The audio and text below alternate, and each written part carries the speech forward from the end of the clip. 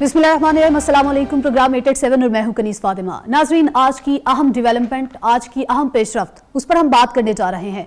विफाकी हुकूमत ने अपना दूसरा सालाना बजट आज पेश किया है। माली साल के लिए उन्होंने 71 खरब और 36 अरब रुपए का ये बजट पेश किया है, लेकिन साथ ही साथ उन्होंने ये भी अनाउंस किया है कि कोई भी टैक्स नया जो है वो नहीं लगाया जाएगा। आज हम अपने प्रोग्राम में बात करने जा रहे हैं कि विफाकी वजीर हमाद अजहर की जानिब से ये कहा गया कि ये जो बजट पेश किया गया है इसमें अवाम को रिलीफ दिया जाएगा। अब देखना यह है कि किन किन चीजों में अवाम को रिलीफ दिया गया है और किन किन चीजों की कीमतों में इजाफा किया गया है। अवाम को किन चीजों से गर्ज है, जिन चीजों से उनको गर्ज है, क्या उनको महंगा कर दिया गया है या उनको सस्ता किया गया है, इस पर आज तफसीली गुफ्तगू करेंगे। फिर बजट के ऊपर अपोजिशन का रद्द-ए-अमल सामने आ गया, तनकीद का निशाना बनाया गया शहबाज शरीफ की जानिब से। शहबाज शरीफ ने कहा है कि ये कोरोना ज़दा बजट है। जो हुकूमत है, हुकूमत ने ये जो बजट पेश किया है ये एक बजट नहीं, तबाही का नुस्खा है। उन्होंने ये भी कहा कि 68 साल में पहली बार ऐसा हुआ है कि जीडीपी जो है वो मनफी में जा चुकी है। हमाद अजहर ने वाकई में आज ऐसा कहा। उन्होंने कहा कि 3.3 ग्रोथ थी जब उनको ये मिली थी इकोनॉमी, तो अभी आके -0.4 पर चली गई है। उसके अलावा पीपल्स पार्टी और नून लीग जो है उन्होंने तो इस बजट को मुस्तरद कर दिया है। लास्ट बजट में ऐसा हुआ था कि अपोजिशन ने काफी हंगामा किया था और जो उनको कॉपीज दी गई थी बजट की उनको फाड़ दिया गया था। इस बार ऐसा हुआ कि शायद कोरोना की सूरत हाल की वजह से कॉपीज नहीं दी गई और जिसकी वजह से उन्होंने ये भी एतराज उठाया कि हमें बजट की कॉपीज नहीं दी गई, तो उनको लेकिन हंगामा जो है उन्होंने किया। बजट की जो कॉपीज थी उनको फाड़ा नहीं गया, लेकिन उन्होंने हंगामा वैसे ही किया और चीनी चोर के नारे थ्रू आउट द बजट जब अनाउंस किया जा रहा था वो लगाते जा रहे थे।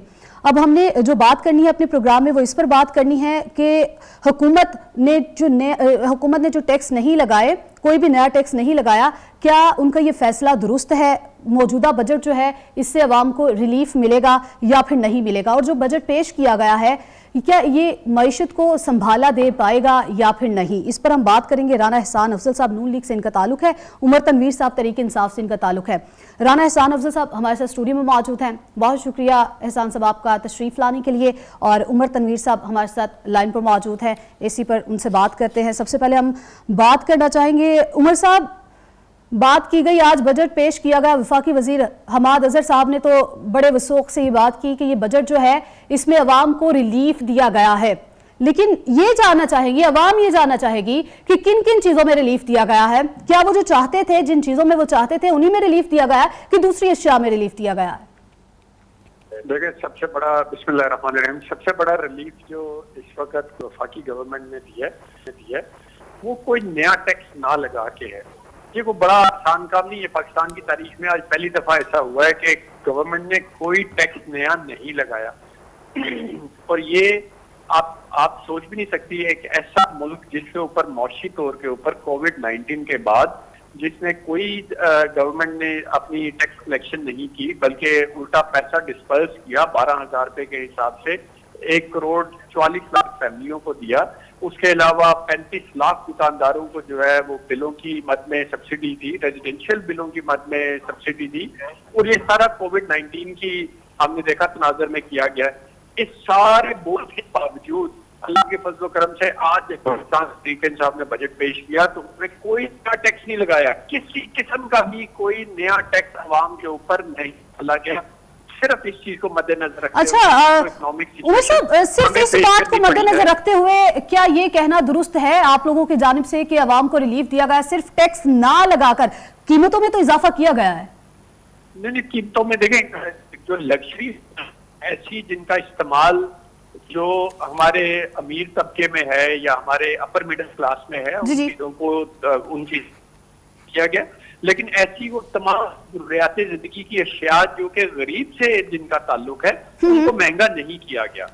ये अच्छा, बजट में आपका कहना है कि जो लग्जरीज आइटम थी उनको महंगा किया गया है, उनकी कीमतों में इजाफा किया गया है, जो अशियाए जरूरियां हैं उनको महंगा नहीं किया गया। तो मुझे ये कंफ्यूजन हो रही है थोड़ी सी कि बताइएगा, आटा, घी, चीनी, दालें और इस तरह की ऐसी सब्जियां क्या ये लग्जरीज आइटम में आती हैं?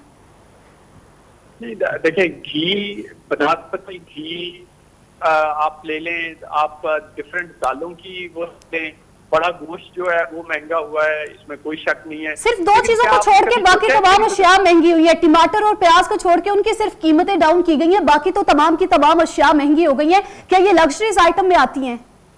प्लीज मैं एक गुजारिश कर दूं, जब हम देखते हैं ना पाकिस्तान के ओवरऑल सिचुएशन को, तो उसमें हमें नजर आता है कि हमारा जो ऐसा तबका जो कि 25% के ऊपर मुश्तमिल है, जिसकी तादाद कुछ 6 करोड़ के करीब, 6-7 करोड़ के करीब बनती है, ये वो तबका है जो इस तरह की लग्जरी आइटम्स के बारे में सोच भी नहीं सकता। ये 2 वक्त की रोटी बड़ी मुश्किल पूरी करता है। और हमने ऐसे घर देखे हैं जहाँ पे उमर रोटी साहब, प्याज के साथ खाई जाती है, जहाँ पे रोटी अचार के साथ खाई जाती है। तो इसलिए मैं वही जानना चाह रही हूँ ना, हमने इसका मतलब ये है कि अचार भी तो कुछ मसाला जात से बनता होगा, तो यही जानना चाहते हैं कि आप नहीं यही जानना चाह रहे हैं कि जो ये जो सब्ज मसाला है या दूसरी चीजें जो दालें, घी, गोश्त, अंडे, ब्रेड वगैरह, आटा वगैरह, घी वगैरह, ऑयल वगैरह महंगा कर दिया गया है, तो इसका मतलब है कि हुकूमत ये समझती है कि ये लग्जरी आइटम्स है और हर बंदा इसको अफोर्ड नहीं कर सकता, तो इस वजह से इसकी कीमतों में इजाफा कर दें। देखिए, मैं ये तो गुजारिश कर रहा हूँ, जो 25% हमारा गरीब दिहाड़ीदार तबका है, वो तो इस तरह की लग्जरीज के बारे में सोच भी नहीं सकता। वो तो 2 वक्त की रोटी पर लेकिन 2 वक्त की रोटी में आटा भी आता है कि नहीं? घी आता है रोटी पकाने के लिए कि नहीं? ये आटा बिल्कुल आता है। जहाँ तक आटे की बात है, इसको सरकारी पंजाब गवर्नमेंट ने अपनी कर ली है खरीदारी गंदम की, और इसको बड़ी इसको सरकारी रेट जो पहले था उसके ऊपर मेंटेन कर दिया जाएगा। 100 रुपए उसमें इजाफा किया गया उमर साहब। जी, आपकी बात दुरुस्त है, हमने 100 रुपया उसमें इजाफा जरूर किया है। हमने गंदम, लेकिन अभी तो आप कह रहे थे कि एक गरीब इंसान जो है ये आइटम्स जो है वो खरीद ही नहीं सकता, ये लग्जरीज में आती हैं बकौल आपके, तो इस वजह से उनकी जो जरूरत है वो ये चीजें नहीं है। आटा भी जरूरत है, मुझे ये बताइएगा, ऑयल या घी के बगैर क्या खाना बन जाता है? और अगर 1 महीने में एक दफा कोई मुर्गी का गोश्त ही चले ले वो पकाना चाहे तो वो भी उसमें भी आपने इजाफा कर दिया है। तो फिर ऐसी कौन सी अशिया है जो कि लग्जरीज में आती हैं? हेलो, आपकी वॉइस बड़ी ब्रेक हो रही है। अच्छा, मेरी आवाज आपको अभी मेरी आवाज ठीक आ रही है? जी, अब आ रही है।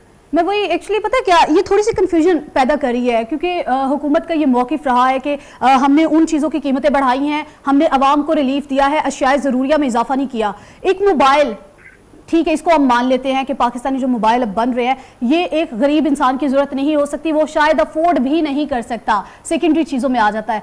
लेकिन जो फर्स्ट प्रायोरिटी है उनकी, आटा जो फर्स्ट प्रायोरिटी है, घी जो फर्स्ट प्रायोरिटी है, अब प्याज के बगैर तो खाना बनने से रहा, चले टमाटर हम मान लेते हैं कि आपने कहा कि ये लग्जरीज में आ जाता है, लेकिन ये जो चीज़ें बेसिक हैं, जो बेसिक नीड्स हैं, वही आवाम से आप दूर कर रहे हैं। मोबाइल का उन्होंने क्या रोटी की जगह पे मोबाइल खाना है?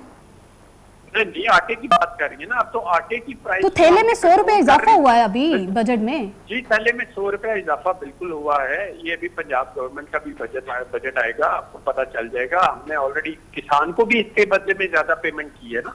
हमने सिर्फ एक तरफ ये नहीं किया कि बोझ जो है एक साइड पे डाला है, हमने किसान को भी उसके बदले में गंदम की ज्यादा प्राइस पे की है। तो इट्स लाइक बैलेंस क्रिएट किया है, बैलेंस क्रिएट किया गया है। अच्छा, आप लोगों के बकौल बैलेंस क्रिएट किया गया है। मिसाल साहब, ऐसा होता है बैलेंस, मोबाइल की कीमतें डाउन कर देना, उन पे जो सेल्स टैक्स है उनमें छूट दे देना, और जो अशियाए ज़रूरिया हैं उनकी कीमतों में इजाफा कर देना। इन काम के लिए तो मुझे इसी चीज़ पे हंसी आ रही थी कि इन काम के लिए तो इनको बजट की ज़रूरत नहीं है, ये तो चलते साल के अंदर ही ये कर देते हैं। अब आप देखें कि दुनिया में जो पेट्रोल था, वो जो पेट्रोल बनाने वाले जो ममालिक हैं, वो लोगों के अपने अपने बायर्स के तरले कह रहे थे कि आप पेट्रोल हमारे से उठा लें डेफर्ड पेमेंट्स के ऊपर, हमें पेमेंट भी ना करें, आप पेट्रोल की प्राइसेस, और इतना क्राइसिस था, और पाकिस्तान के अंदर जो है वो पेट्रोल की शॉर्टेज थी, और यहाँ हाई ऑक्टेन जो है वो 160-150 में बिक रहा था।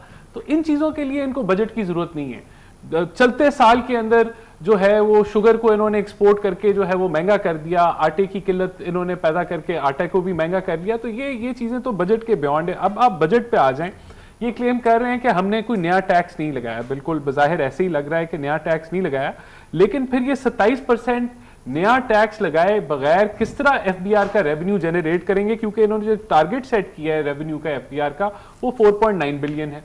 तो सबसे पहले तो यही सवाल बनता है कि फिर इनका टारगेट नहीं ठीक। अगर नया टैक्स लगाए बगैर ये 1000 अरब रुपए से टैक्स को कैसे बढ़ाएंगे? तो इसी तरह ये इसको देखा जाए और पिछली इनकी परफॉर्मेंस देखी जाए तो पिछले साल भी जो इकोनॉमिक रिव्यू आया था उसमें इन्होंने 5.5 ट्रिलियन का टारगेट सेट किया था रेवेन्यू का, और वो 2 से 3 दफा रिवाइज हुआ नीचे जाके। पोस्ट कोविड, प्री कोविड भी जो वो टारगेट अचीव करने जा रहे थे वो यही सुनने में आ रहा था कि 4.2 तक ये पैसा इकट्ठा कर लेंगे, फिर पता चला कि 3.9 ही इनसे इकट्ठा हुआ। तो इनकी जितनी भी कैलकुलेशंस होती हैं वो मेरे ख्याल से पता नहीं किस एस्टिमेशन पे बेस्ड होती हैं, क्योंकि उसमें 20 से 30% वेरिएशन आ जाती है। ये तो आपकी रेवेन्यू साइड हो गई। फिर ये कहते हैं ये रिलीफ का बजट है, मुझे तो रिलीफ इसमें कहीं भी नहीं नजर आई। कोविड के लिए ये बजट है, कोविड के लिए इन्होंने सिर्फ 70 अरब रुपए जो हैं वो मुख्तस किए हैं, दैट इज इट पूरे बजट के अंदर, जो कोविड रिलीफ के लिए 70 अरब रुपए। फिर एहसास प्रोग्राम के अंदर इन्होंने 187 बिलियन से उसको 208 बिलियन पे कर दिया, यानी कि एक बड़ा मामूली इंक्रीज है। कोरोना पता नहीं ये साल तक खत्म होता है नहीं होता, लेकिन इन्होंने जो है वो इसके अंदर बड़ी एक मिनिमल सी इंक्रीज है। मुझे नहीं समझ आ रहा कि ये किस तरीके से अवाम को कोरोना की सूरत हाल में रिलीफ देंगे, जो 12,000 रुपए यही चीजें हम इनको ना पॉइंट टू पॉइंट डिस्कस करते हैं। पहला पॉइंट अगर हम डिस्कस कर लें, एक तरफ कोरोना की सूरत हाल है, सबके सामने है, तमाम कारोबारी जिंदगी जो है वो मफलूज होकर रहेगी, कारोबार बंद होकर रखें। लॉकडाउन की वजह से बहुत ज्यादा नुकसान हो चुका है हर इंसान का, उसमें सबसे ज्यादा कौन पिसा है? गरीब तबका। अभी तो ये बजट ऐसा होना चाहिए था कि गरीब तबके को मद्देनजर रखते हुए जो उनकी अशियाए जरूरिया है उनको सस्ता किया जाए, लेकिन बजाय इसके कि उसको सस्ता किया जाए उनको महंगा कर दिया गया। आटे का थैला जिसकी कीमत जो थी वो पहले थी 785 रुपए, अभी कर दी गई है 875 रुपए। देखिए यही ये चीजें हैं जो इंडिकेट करती हैं कि इनका अवाम से राब्ता नहीं है, ये अवाम फ्रेंडली बजट नहीं है इनका। कोरोना के अंदर आप देखें कि वजीर आजम इमरान खान साहब जो हैं आपको किसी शहर में जाते हुए नहीं नजर आए, यहाँ तक कि जहाज क्रैश हो गया वो कराची नहीं गए। तो यही वो चीजें हैं कि इस चीज के बावजूद कि आवाम को रिलीफ दे दी जाती, कोई बिजली सस्ती की जाती, कोई इन्होंने तो इस बजट के अंदर जो फर्टिलाइजर जो यूरिया बनाने वाली सब्सिडी उसको भी रिड्यूस कर दिया है। तो जो जहां और आसानियां पैदा होनी थी, किसी किस्म की मुझे रिलीफ नहीं नजर आई इसके अंदर, और यही इशू है इस बजट के अंदर कि ये। लेकिन वो कह रहे हैं कि टैक्स में जो नया टैक्स कोई नहीं लगाया गया, यही रिलीफ है। अब आप मुझे बताएं ये काफी है? अगर नया टैक्स नहीं लगाया तो फिर ये 1000 अरब से टैक्स को कैसे बढ़ाएंगे? इसका जवाब दे दें, इनसे पूछ लें। बगैर नया टैक्स लगाए हुए आपने पहले तो 3.9 ट्रिलियन इकट्ठा किया, अब आपने जो हदफ रखा है टैक्स का वो 30% अजाफी रखा है, उसको ये नया टैक्स लगाए बगैर कैसे अचीव करेंगे? या ये हदफ गलत है? और एक और चीज मैं पॉइंट आउट कर दूं, जो पहले इस पर हम बात कर लेते, पॉइंट टू पॉइंट इसको डिस्कस करते हैं ताकि आसानी से और डिटेल डिस्कस हो सके। उमर साहब, आपने कहा कि टैक्स नहीं लगाया, किस तरह से जवाब देंगे? राना एहसान साहब ने जिस तरह से कहा कि 27% जो है, तो एफबीआर की रेवेन्यू में आप किस तरह से इजाफा किस तरह से करेंगे?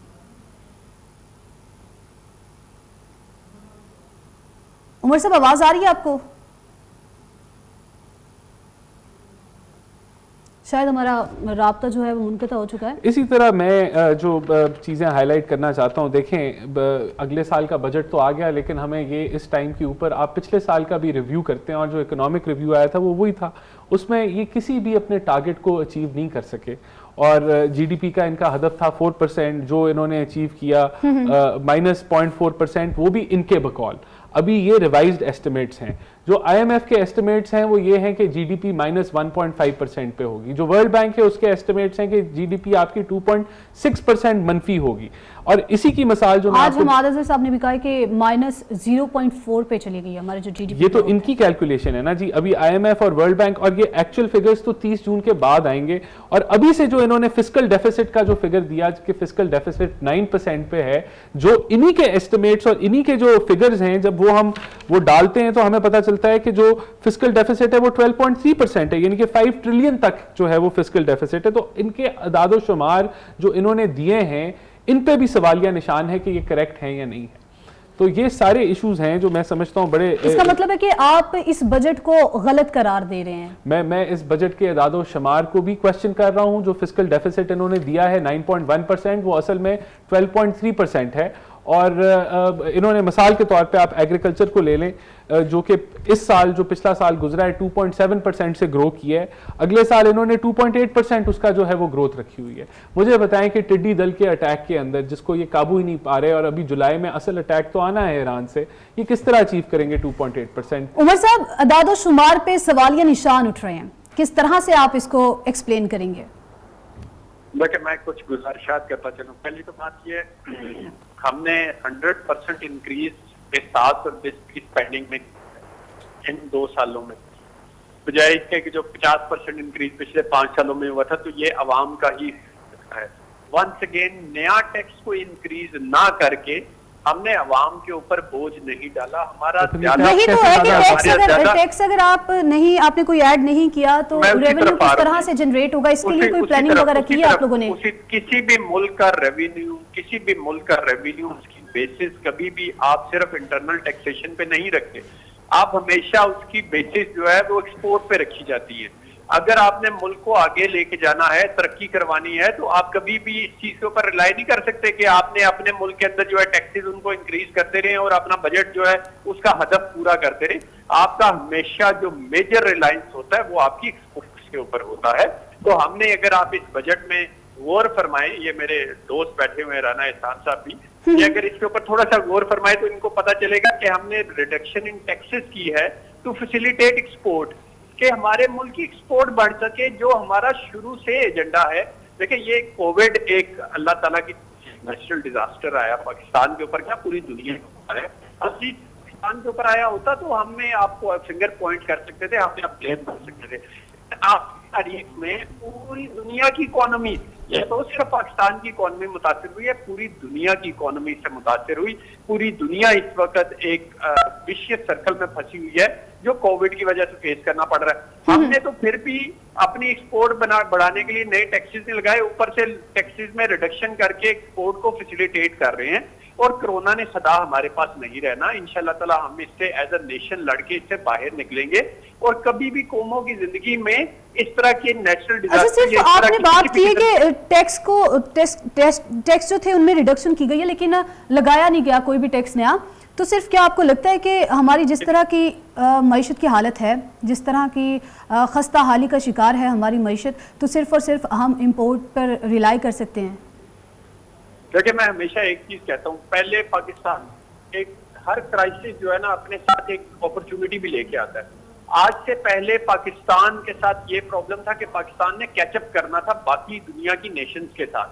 आज पाकिस्तान इस जगह पे खड़ा है जहां पे पाकिस्तान के लिए इजी है, बाकी दुनिया पीछे आई है। और पाकिस्तान ऑलरेडी जहां पे खड़ा था वो हम सबको पता है, जो इंफ्रास्ट्रक्चर की तबाहली थी, जो यहाँ पे एक्सपोर्ट की तबाहली थी, पिछले 5 साल में 1% एक्सपोर्ट नहीं बढ़ सकी हमारी नून लीग के दौर में, जो आके हमारी हुकूमत ने बढ़ाई उसको।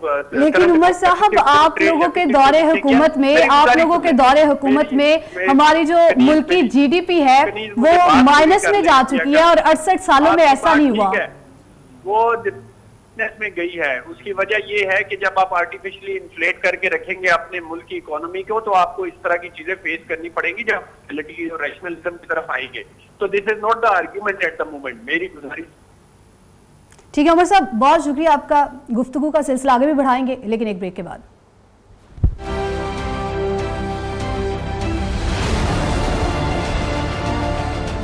वेलकम बैक नाज़रीन। जिस तरह के हालात चल रहे हैं, एक तरफ टिड्डी दल का जो हमला है वो आम हुआ और उसके लिए हुकूमत की जानिब से 10 अरब रुपए मुख्तस किए गए। दूसरी तरफ कोरोना की सूरत हाल है और हर इंसान जो है इसको बियर कर रहा है, उसके लिए 70 अरब रुपए मुख्तस किए गए हैं। इस पर हम बात करेंगे। दूसरा हम बात करेंगे कि ये जो बजट पेश किया गया है, जिसको अवाम दोस्त बजट कहा जा रहा है, लेकिन इसमें 2 चीज़ें ऐसी हैं और वो दोनों चीज़ें बहुत मेन चीज़ें हैं जिनको इन्होंने निगलेक्ट कर दिया है। एक तो सीपैक और दूसरा बलूचिस्तान। इस पर बात करते हैं। राना साहब, क्या कहेंगे? मतलब ये 2 अहम चीज़ें, उनको तो निगलेक्ट किया ही किया, और दूसरा कोरोना जिस पर बजट ज़्यादा रखना चाहिए था। सिर्फ 70 अरब के आपको लगता है कि इतना काफ़ी होगा इस तरह की सूरत हाल से निमटने के लिए, और टिड्डी दल के लिए 10 अरब रुपए काफ़ी होंगे?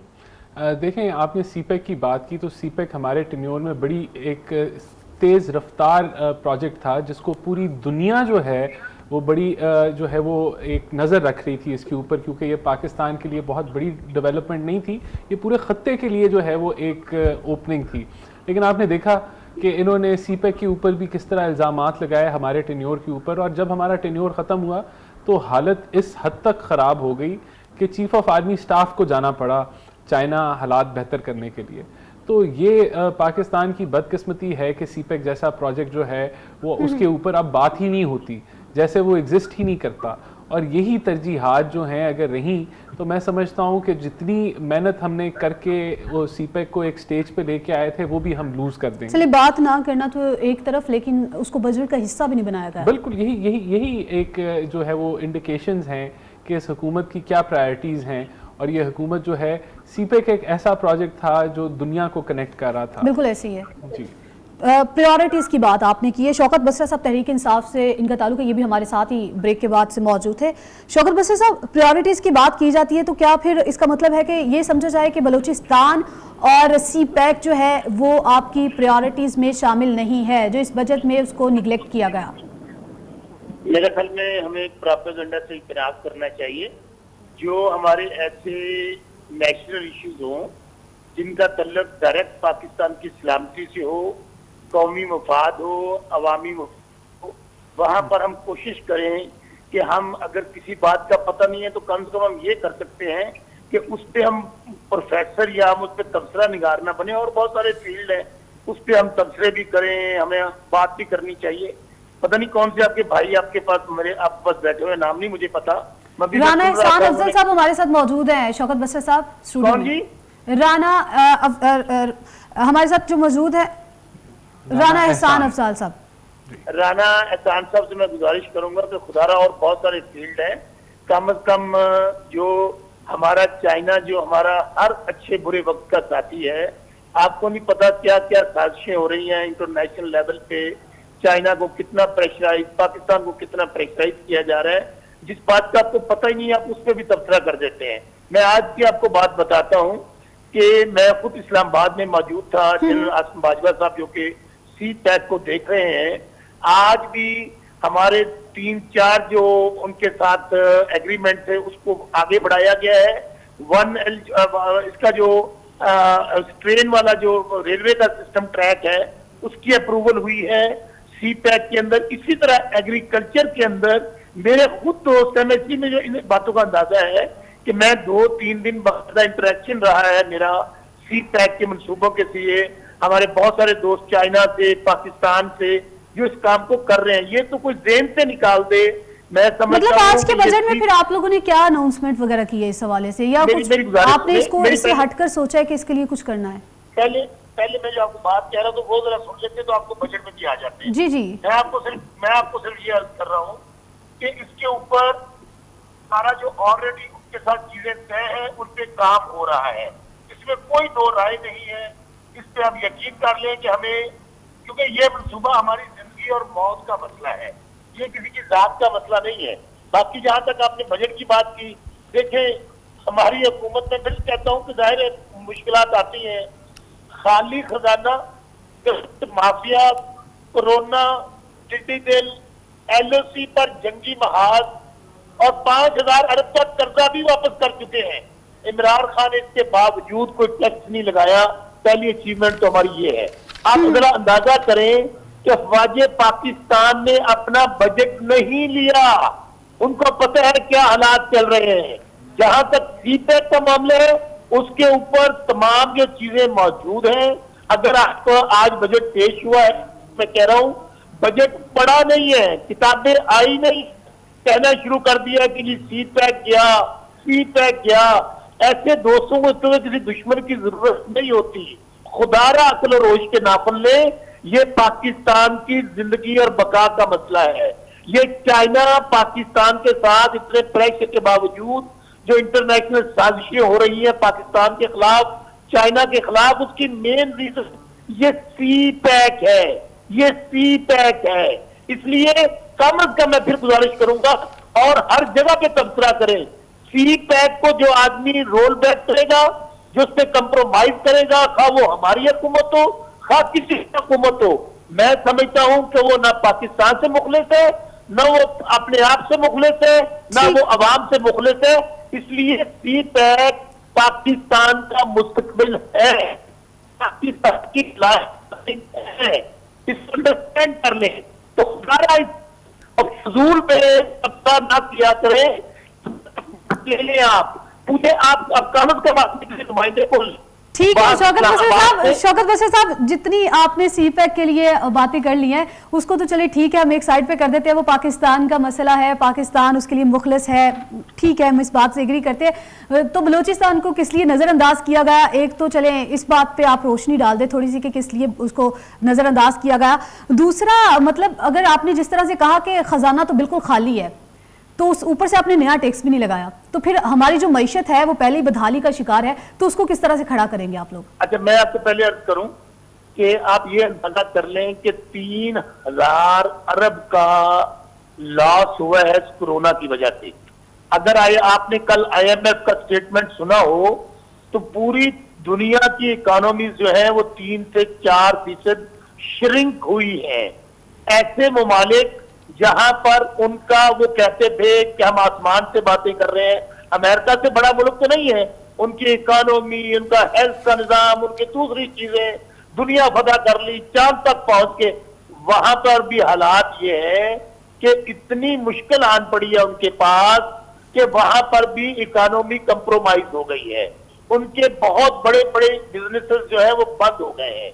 इसलिए आपने कहा कि आप क्या करेंगे, पहली बात ये जहन में रख लें, जहां तक बलूचिस्तान का मामला है, बलूचिस्तान को हम नजर, जिस तरह मैंने आपको कहा है कि सीपैक हमारी लाइफ लाइन है। बलूचिस्तान, बदकिस्मती हमारी ये रही है, माजी की हुकूमतों ने बलूचिस्तान को जो अहमियत दी जानी चाहिए थी, जो इंफ्रास्ट्रक्चर वहां पे होना चाहिए था, जो फंड वहां दिए जाने चाहिए थे, वो नहीं दिए गए। इसलिए हमारे दुश्मन ने भी वहां फायदा उठाया, वहां पर उन्होंने कोशिश की इंट्रीग करने की।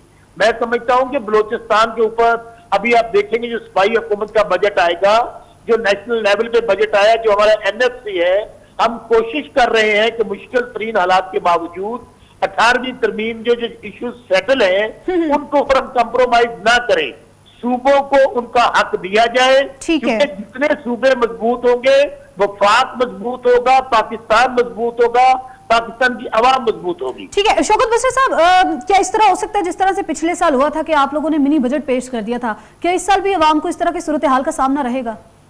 बड़ा आपने इंपॉर्टेंट सवाल किया। देखिए, जो ग्राउंड रियलिटीज है ना, वो बहुत ही, मैं समझता हूँ, मुश्किल हालात हैं।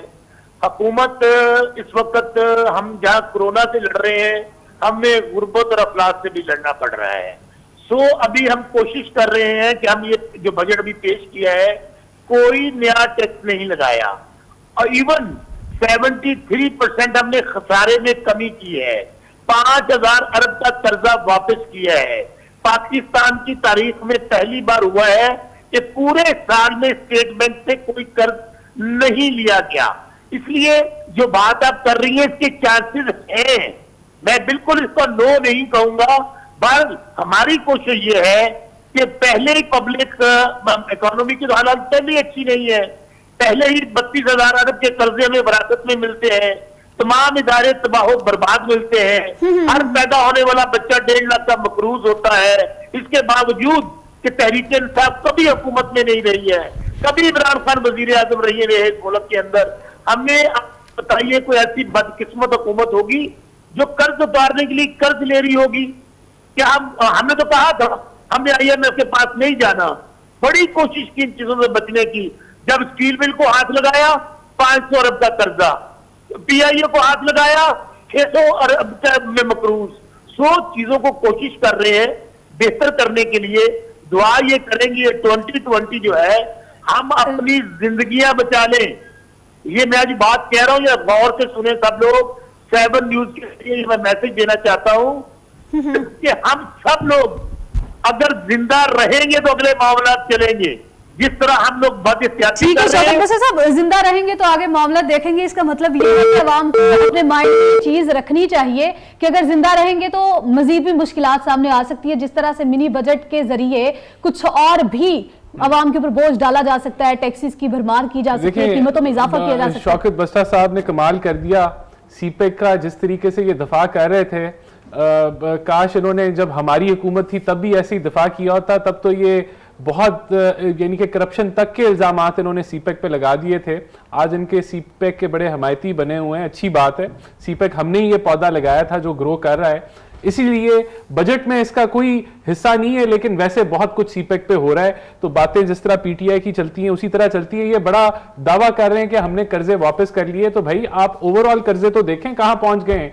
ये कर्जे जो हैं ये 5 अरब वापस कर दिए नहीं, आपने 100 अरब डॉलर के आपके एक्सटर्नल कर्जे थे जो आज 111 अरब के हैं। इसका मतलब है कि नेट कर्जे आपने बढ़ाए हैं। जब हम हुकूमत छोड़ के गए थे तो 67% GDP to debt to GDP ratio था, आज 90% क्रॉस कर चुका है। यानी कि जहां आप हमें 30,000 अरब पे कहते हैं, आज आप कर्जे 45,000 अरब रुपए पे छोड़ गए, पे आपने खड़े किए हैं। आगे तो अभी आपका दूसरा साल अभी मुकम्मल नहीं हुआ, आप और कितने कर्जे लेंगे, और मुल्क के ऊपर एक रिकॉर्ड कर्जे इन्होंने चढ़ाए। तो ये जो बातों और अल्फाजों का हेर फेर है, इसके पीटीआई वाले हमेशा पहले दिन से ही माहिर हैं और आपको इसी चीज की महारत नजर आएगी। आपने मिनी बजट की बात की, मिनी बजट डेफिनेटली जो सूरत हाल लग रही है, इन्होंने कहा कोई नया टैक्स नहीं लगाया, तो मुझे पता है कोई नया टैक्स लगाए बगैर ये 1000 अरब और टैक्स कैसे इकट्ठा करेंगे। अगर वो टैक्स नहीं लगेगा या वो पैसे नहीं इकट्ठा करेंगे, और आपका शॉर्टफॉल डेफिसिट जिस तरह इस साल आपकी सारी टारगेट्स फेल हो गए, agriculture sector target fail, service sector target fail, industrial sector target fail. और ये कोरोना की बात करते हैं, हम कोरोना से पहले की बात कर लें। कोरोना से पहले इस मुल्क की मईशत तबाही के दर्ज के ऊपर खड़ी थी। आपकी जो लार्ज स्केल मैन्युफैक्चरिंग है कंसेक्यूटिव 2 सालों से मनफी चल रही है। यानी कि आप ये देखें कि प्राइवेट सेक्टर बोरोइंग जो होती है वो ये होती है कि प्राइवेट सेक्टर ने कर्जा कितना लिया बैंकों से, वो जो है हमारा जो आखिरी साल था 775 अरब लिया गया, इस साल तकरीबन 80% डाउनफॉल उसके अंदर आया और 280 अरब पे मई के फिगर्स हैं कि बोरोइंग हुई। तो यहां तो सूद जहां इन्होंने चढ़ा दिया था 13.25% पे, और ये इन्होंने एक्सपोर्ट्स की भी बात की।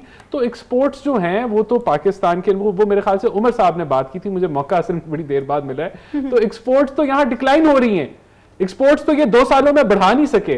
तो ये किस एरिया में बात करेंगे? अगर आप एफबीआर के टैक्स कलेक्शन की बात करें, राना इहसान साहब, यहाँ पर अब बात यह है कि उन्होंने बजट पेश कर दिया और ये भी पेशगोई कर दी है कि चांसेस हैं कि मिनी बजट भी पेश किया जाएगा। कुछ चीजों की कीमतों में अभी इजाफा किया गया और नजर आ रहा है कि इन फ्यूचर भी चीजों की कीमतों में इजाफा किया जाएगा, और जो टैक्स अभी इन्होंने नया नहीं लगाया वो इन फ्यूचर लगाया जा सकता है। चांसेस जो है वो उन्होंने बता दिया कि हैं। बिल्कुल आप लोग सिर्फ और सिर्फ इस तरह से ही मजम्मत करेंगे बातों की हद तक, और इसी तरह से कहेंगे कि हम इसकी मजम्मत करते हैं, हम इसको मुस्तरद करते हैं?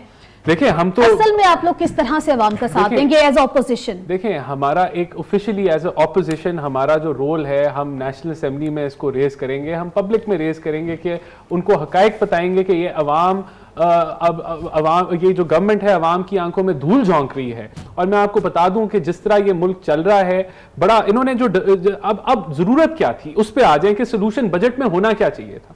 बजट में एक मैसिव डेवलपमेंट स्पेंडिंग का बजट आना चाहिए था। इन्होंने जो डेवलपमेंट का बजट दिया वो 12% कम है पिछले साल। एहसान साहब, टाइम बड़ा शॉर्ट है, तो मतलब सिर्फ लास्ट कमेंट आपसे शॉर्टली लेना चाहूंगी। सिर्फ कौमी असेंबली में इसको आप लोग रेज करेंगे? मैं एक्चुअली आप लोगों का किरदार जानना चाहती हूं। हम अपनी जो है वो जो तजवीज़ात हैं वो पेश करेंगे असेंबली के अंदर, हम अपनी रिकमेंडेशंस देंगे, और मेरे ख्याल से ये डेवलपमेंट का एक्सपेंडिचर जो है वो बढ़ाने की जरूरत है। इंडस्ट्री को कोई रिलीफ नहीं दिया गया, एग्रीकल्चर सेक्टर को कोई रिलीफ नहीं दिया गया, और रिलीफ पैकेजेस हम रेकमेंड करेंगे तीनों सेक्टर्स के अंदर जो मेजर हैं कि वो दिए जाएं। लेकिन मैं आपको बता दूं कि पाकिस्तान बड़ी मुश्किल हालात में है, और मुझे नहीं लगता बिल्कुल मुश्किल हालात में। अल्लाह ताला से दुआ है कि पाकिस्तान को इन मुश्किल हालात से निकाले, और जिस तरह से हुकूमत ने बजट पेश किया है, उम्मीद करते हैं कि आगे जो जाके जिस तरह से पेशन गोई की जा रही है और कहा जा रहा है कि चांसेस हैं मिनी बजट भी पेश किया जाए।